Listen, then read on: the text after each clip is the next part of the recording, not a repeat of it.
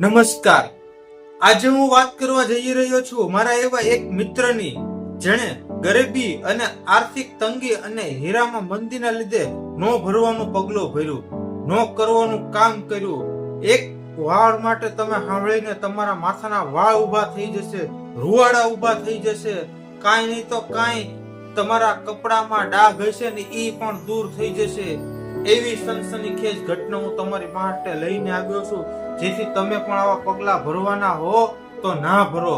તે સાવચેતી માટે થઈને આ વિડીયો બનાવી રહ્યો છું, તો આ વિડીયો એન્ડ સુધી અવશ્ય જોજો। આ વાત છે મારા મિત્ર રવિની। રવિ એક ખુશ મિજાજ અને મહેનતુ અને ઈમાનદાર છોકરો હતો।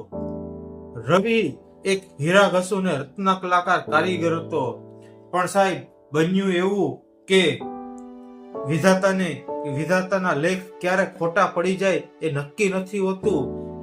રવિએ 2 મહિના પહેલા એક લોન લીધેલી, જેના હપ્તા ઈ માંડ ભરતો હતો। એમાં અચાનક એક દુઃખનું પહાડ જે કે હીરામાં મંદી માથે આવીને પડી। રવિને માથે નોકરી વહી ગઈ, ઓચિંતાનું વેકેશન પડ્યું।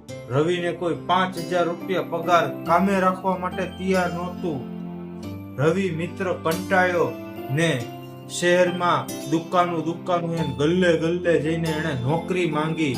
નોકરી માટે તરસ્યો, ઉપર લોનના હપ્તા, અહીંયા મકાનના હપ્તા ને અહીંયા 4 ભાઈ જે સિગરેટ પીતો તો એ 4 ભાઈ પીવાના વારા આવી ગયા, પણ રવિનું દુઃખ કઈ ખતમ થતું જ નહોતું।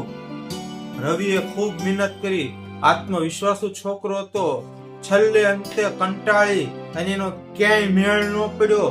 ભાઈબંધ દોસ્તાર 500 રૂપિયા ઉછીના દેવતા બંધ થઈ ગયા, કોઈ માવો નહોતો ખવડાવતું ઉધારમાં। એવી રવિની કફોડી હાલત થઈ ગઈ। છેલ્લે અંતે રવિથી ના રહેવાનું ને ના સહન થયું।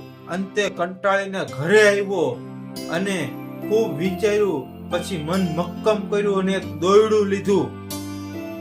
સાંભળજો મિત્રો, જ્યારે માણસ કંટાળે ને ત્યારે આવા પગલા ભરતો હોય છે।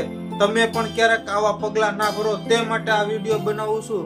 રવિએ છેલ્લે કંટાળીને એક દોરડું લીધું, દોરડું લઈને પંખે બાંધ્યું, ખૂબ ટાઈટ બાંધ્યું, ખૂબ મહેનતથી દોરડું બાંધ્યું।